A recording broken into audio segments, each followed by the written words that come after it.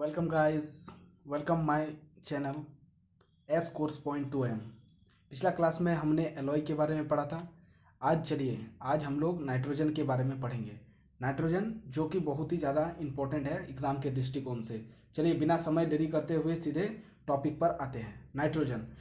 Nitrogen एक non metal है जो हमारे एटमॉस्फेयर में 78% होते हैं। अमाउंट कितना होते हैं उनका? Amount of nitrogen in our atmosphere. हमारे एटमॉस्फेयर में नाइट्रोजन की मात्रा कितना है? 78। नाइट्रोजन की मात्रा है आपका 78। ठीक है, देखिए नाइट्रोजन के तीन ऑक्साइड होते हैं।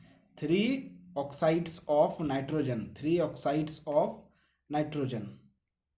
देखिए पहला होता है एनो, ठीक है, जिसको हम लोग जानते हैं नाइट्रिक ऑक्साइड से। एनो का नाम होता है आपका नाइट्रिक ऑक्साइड। उसके बाद है आपका दूसरा जो है वो है आपका NO2। NO2 को कहा जाता है आपका नाइट्रोजन डाइऑक्साइड। और जो तीसरा जो मिलता है उसका ऑक्साइड वो है N2O। इसका नाम है आपका नाइट्रस ऑक्साइड। देखिए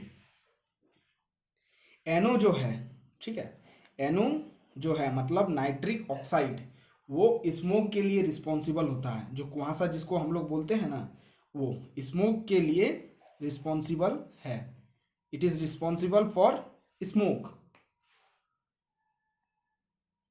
ठीक है, देखिए जब एनो मतलब नाइट्रिक ऑक्साइड को जब nitric oxide in comes in the contact of sunlight, when nitric oxide comes in the contact of sunlight, it forms N2O, जिसका कलर होता है आपका mainly brown.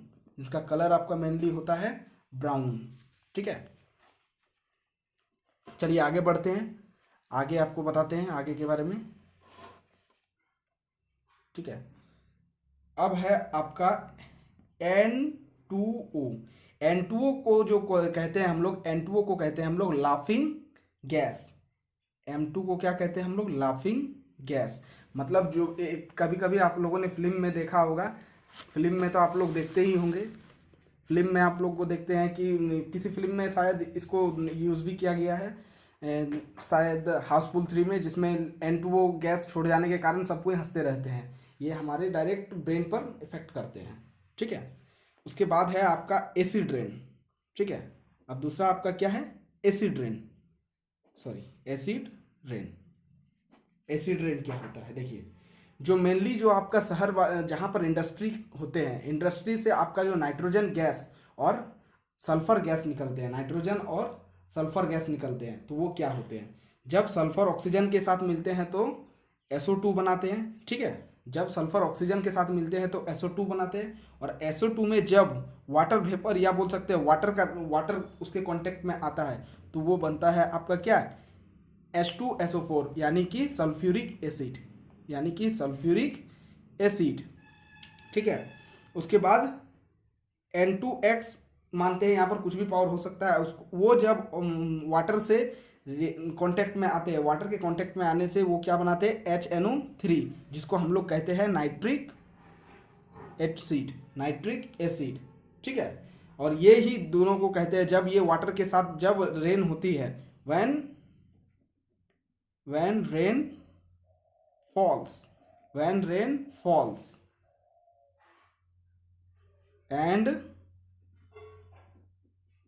these two acids are present, जब ये दो acid present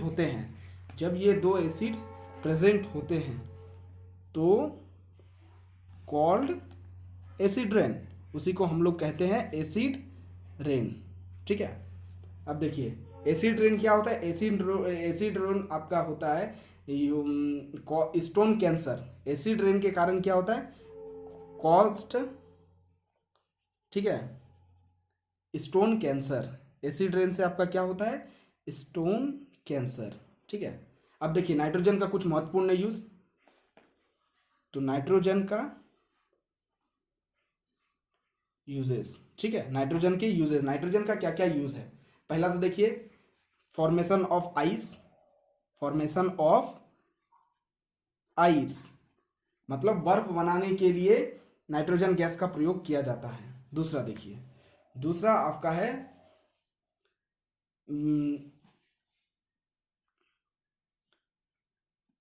विस्फोटक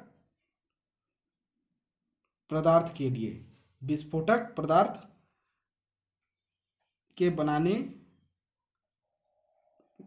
के लिए, ठीक है, विस्फोटक पदार्थ को बनाने के लिए हम लोग नाइट्रोजन का यूज़ करते हैं, जिसको ब्लास्टिंग के लिए हम लोग जो यूज़ करते हैं आए दिन, उसके लिए उसमें हम लोग नाइट्रोजन का यूज़ करते हैं। तीसरा यूज़ देखिए, तीसरा यूज़ है आपका इसमें हाइबर प्रोसेस में, ठीक है, ये क्या है, हाइबर प्रोसेस में इनका प्रयोग किया जाता है। अगले लेक्चर में मैं आपको हाइबर प्रोसेस के बारे में बताऊंगा, या आगे चल के इस वीडियो में मैं बताऊंगा कि हाइबर प्रोसेस होता क्या है, ठीक है। अभी बस आप इतना जानिए कि नाइट्रोजन को हाइबर प्रोसेस में यूज़ किया जाता है, ठीक है। इसमें देखिए nitrogen forms protein in plant, means nitrogen protein formation करने में मदद करता है प्लांट में, ठीक है। ये सब कुछ महत्वपूर्ण चीज है या नाइट्रोजन का यूज है जो एग्जाम में पूछे जाते हैं, ठीक है। और एक मोस्ट इंपॉर्टेंट यूज वो क्या है कि it is cold gas and less pressure, ये ठंडा गैस भी होता है और इसका जो है प्रेशर वो कम होता है। ड्यू टू दिस, इसी के कारण क्या होता है, due to this it used in the well of aeroplane.